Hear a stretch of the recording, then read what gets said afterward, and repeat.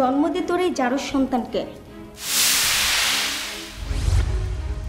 যাও মান সম্মান ছিল তাও শেষ হয়ে যাবে তোর জন্য। আপনি দয়া করে কথা উঠাবেন না। আপনি আমার মুরব্বী, আমি আপনার সাথে কথা বলতে চাই। আমার বড় ভাই বারবার আমাকে অধিকার দেওয়ার জন্য এই বাসায় এসেছে, কিন্তু আপনারা দেননি।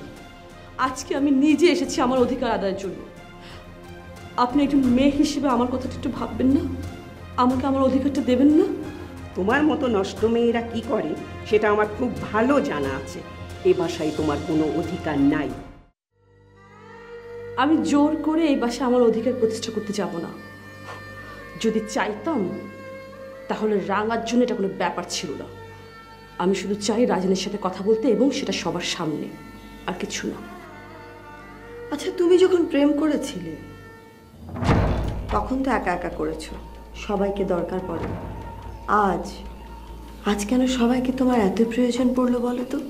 কাউকে প্রয়োজন পড়তো না যদি রাজিন আমার পাশে থাকতো। খুব অদ্ভুত কথা বললে না? যার জন্য এসেছো সে নিজেই তোমার পাশে নেই, আর তুমি আশা করছো তার পরিবার তোমার পাশে দাঁড়াবে। তাই কি হয়?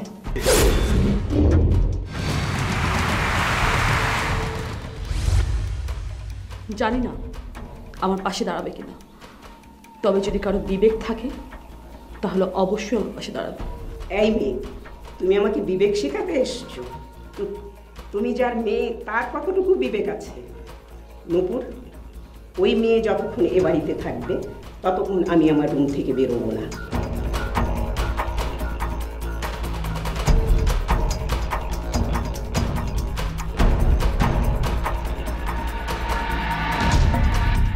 রাজিনকে ডেকে দেবেন, আমি ওর সঙ্গে কথা বলে চলে যাব।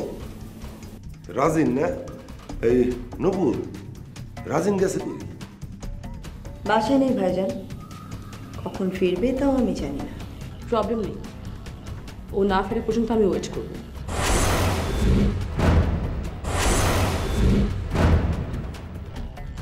রাজিনের ফিরতে অনেক অনেক রাত। তাতে কোনো প্রবলেম নেই। আমি বুঝতে পেরেছি, তোমার মতো মেয়েদের মধ্যরাতে ঘরে ফিরলেও কোনো অসুবিধা নেই। ওয়েল ফাইন, অপেক্ষা করো, যত রাত ইচ্ছে অপেক্ষা করো। দেখি রাজিন ফিরুক, আর তুমি যে অধিকার চাইতে এসেছো সেটা তোমাকে দেয় কি না। অবশ্যই রাজিন আমার পাশে থাকতো যদি আপনি মধ্যখানে না থাকতেন। আপনি আমার সব স্বপ্ন কেড়ে নিচ্ছেন। আমি কে কেড়ে নেবার? যদি তোমার ভালোবাসার এতই শক্তি থাকতো তাহলে কেউ মাঝখানে এসে দাঁড়াতে পারতো না। রাজিন আমাকে ভালোবাসতো, ওর চোখে আমি আমার জন্য ভালোবাসা দেখেছি, কিন্তু হঠাৎ করে ওর মধ্যে ভাই হত্যার প্রতিশোধ জাগিয়ে তুলেছে কি?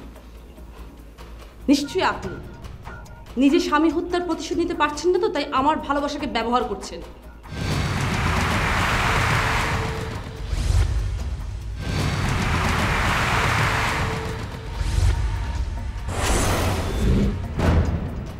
এই মেয়ে, একদম বাজে কথা বলবে না। রাঙা কি? আমি তো তোমাকে চিনতাম না। রাঙা নামের কোনো অস্তিত্ব আমার জীবনেই ছিল না। আর তোমাদের মতো মেয়েদেরকে কি বলবো বলো? কেউ যদি একটু হেসে কথা বলে তাহলেই তার প্রেমে পড়ে যাও, আর একেই নাকি তোমরা বলো ভালোবাসা। এই তো তোমাদের ভালোবাসা, তাই না? নূপুর, শোনো, আমি এখানে কথা কই। এই বাড়ির উপর যখন আসছে, তাই না, বসু বসে চা নাস্তা দিলা, খাইলো, রাজিন আসা পর্যন্ত বসু, তারপর দেখবা যে ও কিন্তু ঠিকই চলে যাবে। তুমি যাও।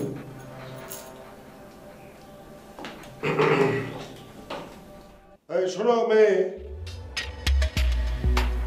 তুমি বসো, আমি তো সব ব্যবস্থা করতেছি। চুপচাপ বসে থাকো, রাজিন আসবে, তারপরে যাবো, সব বুদ্ধি আমি তোমার দিতেছি, আমি দেখতেছি, তুমি বসো।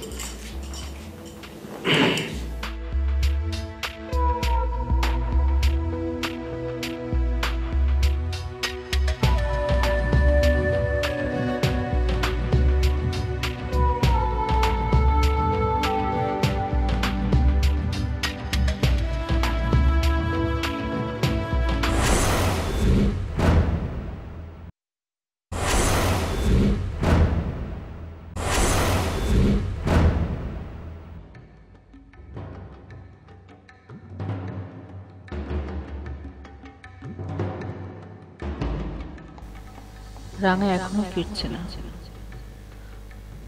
এদিকে বাসার সবাই টেনশন করছে, পারমিতা সবাইকে সন্দেহ করছে। পারমিতা ভাবছে সবকিছু বিকন ভাইদের সাজানো নাটক। বিকন ভাইরাই হয়তো রাঙাকে গুম করে রেখেছে। আমি সবকিছুই জানি, তাও কাউকে কিছু বলতে পারছি না। রাঙা নিষেধ করে গিয়েছে, বলেছে কাউকে যেন কিছু না বলি।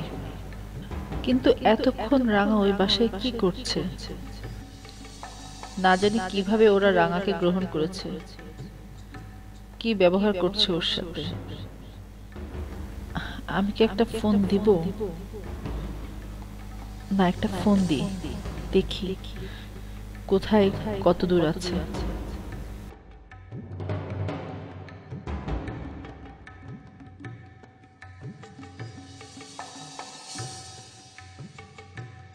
আপনার ডায়ালকৃত নম্বরটি এই মুহূর্তে বন্ধ আছে।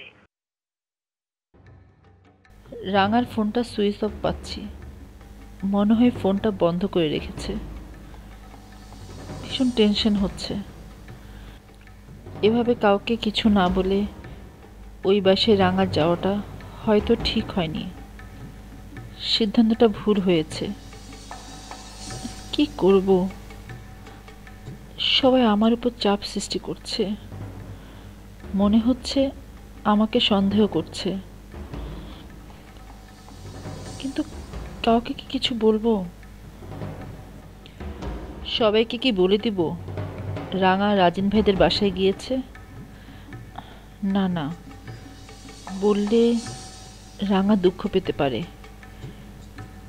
এমনিতে মেয়েটা অনেক কষ্টে আছে। আমি যদি এখন ওর গোপন কথা সবাইকে বলে দিই, তাহলে ও আমার উপর বিশ্বাস হারাবে। না, অপেক্ষা করি, দেখি কি হয়।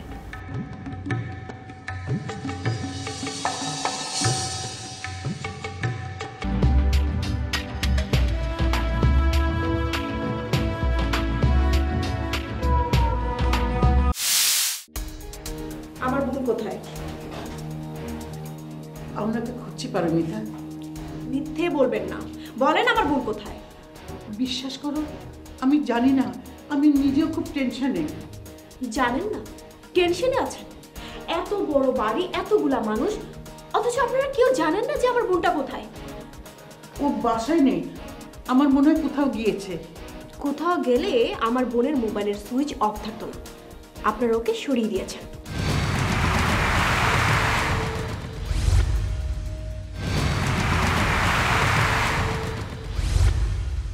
সরিয়ে দিয়েছি? কেন আমরা ওকে সরাবো? প্রথমে মাকে, এরপর বাবাকে, এখন আবার আমার বোনকে। কি ভেবেছেন আপনারা এত সহজ? হ্যাঁ, এত সহজ? আমি চুপ করে বসে থাকবো না, কখনো না। আমার বোন যদি ফিরে না আসে, আমি আপনাদের একজনকেও ছাড়বো না, একজনকেও না। বলুন, আমার বোনের কি করেছেন বলুন। তোর বোনকে আমরা কি করব? দেখ কোথাও পড়ে আছে। তাছাড়া তোর বোনের তো আবার চরিত্র শিরোপা, এক চর মেরে শাকগুলা তা ফেলে দিব। আমার বোনের চরিত্র ভালো না? না, তোর নিজের চরিত্র ভালো? ভুলে গিয়েছিস সেদিনের কথা? দোকানে চুরি করতে গিয়ে যে ধরা পড়ে থানায় গিয়েছিস, সেটা তোদের কারসাজি।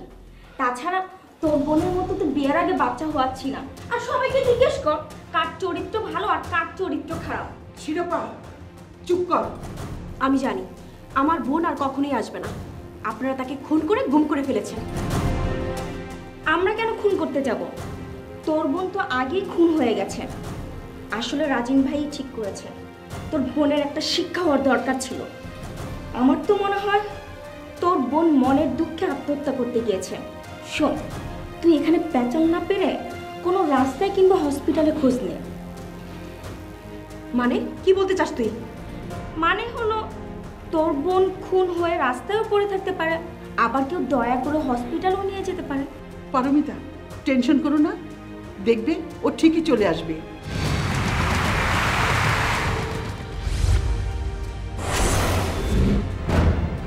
আমার বোনটা অসুস্থ, তার উপর আপনাদের একটু দয়া হলো না?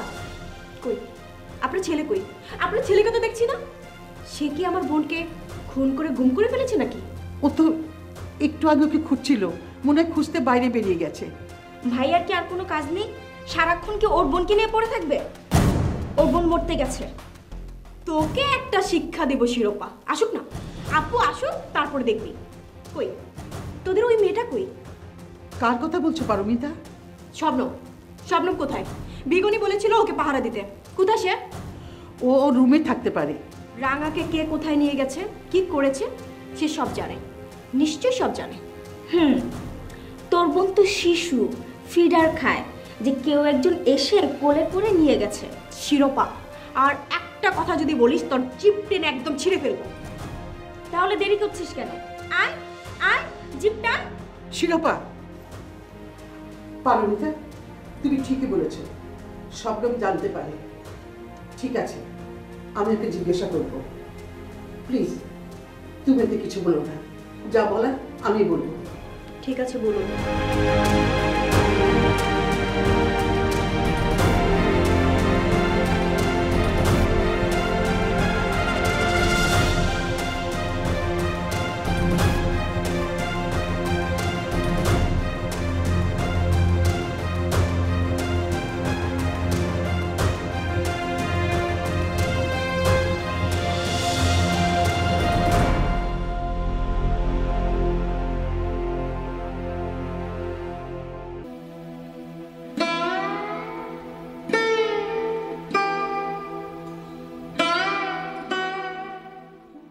আমি যে হাসিন ভাইয়ের কথায় এই বাসায় চলে আসলাম, কাজটাকে আমার ঠিক হয়েছে?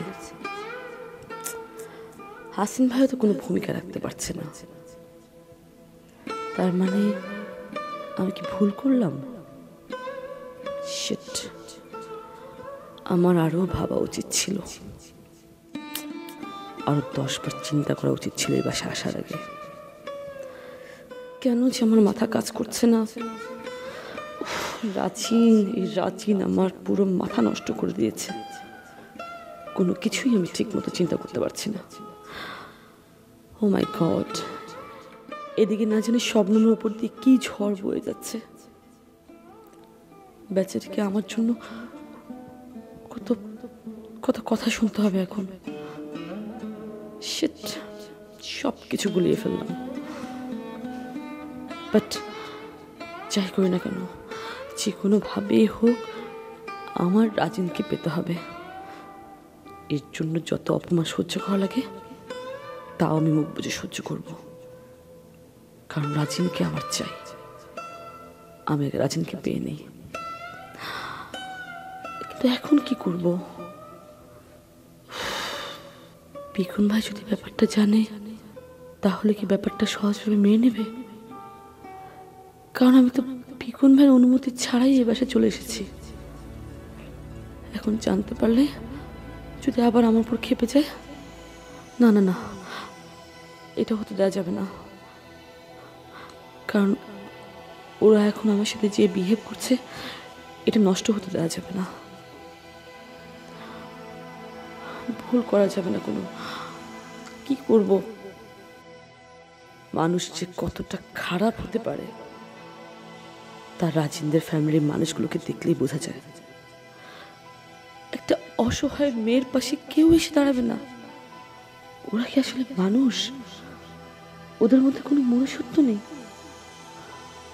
রাজিনের মা, উনি আমাকে দেখে চলে গেছেন, আমার মুখ আর দেখতে চাইছেন না। উনি তো মা, ওনার চোখে কি ওনার সন্তানের অপরাধ ধরা পড়ে না? মা হয়েছে বলে সন্তানের সব সব দোষ মাফ হয়ে যাবে? তার আগে তো ভাবা উচিত ছিল যে উনি একজন মেয়ে মানুষ। আমার মতো একটা মেয়ের সাথে ওনার ছেলে এই কাজ করেছে, সেটা ভাবা উচিত ছিল। তারপরে তো উনি একজন মা। আচ্ছা, সেটা না হোক, ওনার ছেলের সন্তান আমার গর্ভে, উনি কি সেটাও একবার ভাববে না? মানুষ এতটা পাষাণ হতে পারে? ভাবতেই অবাক লাগছে। ওনার ভবিষ্যৎ বংশধর আমি বহন করছি, আমার প্রতি কি একটু উনি দয়া দেখাবেন না? এতটা খারাপ মানুষ হতে পারে না। আর নুপুর ভাবি, উনি তো একজন মেয়ে, ওনার চোখে কি ওনার দেবরের কোনো দোষ ধরা পড়ছে না? উনি কেন রাজিনকে সায় দিচ্ছেন? উনি কি দেখছেন না রাজিন আমার সাথে কি করেছে? তারপরে সব জেনে শুনে রাজিনের কথায় সায় দিচ্ছে, তাকে বিয়ে করার জন্য রাজি হয়ে গেছে। ছি ছি ছি ছি ছি ছি। উনি না রাজিনের ভাবি ছিল, আর ভাবিরা তো মায়ের সমান হয় এটা জানতাম। সেই ভাবি এখন দেবরকে বিয়ে করার জন্য উঠে পড়ে লেগেছে, তাও আবার একটা মেয়ের স্বপ্ন, মেয়ের আশা সব ভেঙে চুরমার করে দিয়ে, তার জীবনটা ধ্বংস করে দিয়ে দেবরের সাথে সংসার করার স্বপ্ন দেখছে। ছি ছি, ভাবি জাতের কলঙ্ক, নারী হিসেবে কলঙ্ক, এতটা খারাপ।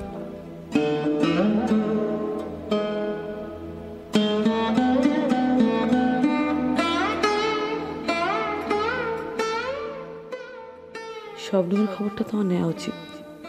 শবনমের উপর নিশ্চয়ই ওরা অনেক চাপ সৃষ্টি করবে, কারণ আমার আত্মহত্যার বিষয়টা নিয়ে বাড়ির সবাই এমনিতেই টেনশনে আছে। তার উপর আমি এখন এই অবস্থায় বাড়ির বাইরে, এই জন্য নিশ্চয়ই শবনমকে প্রেশার করবে। আর শবনমে একমাত্র জানে যে আমি কোথায় আছি,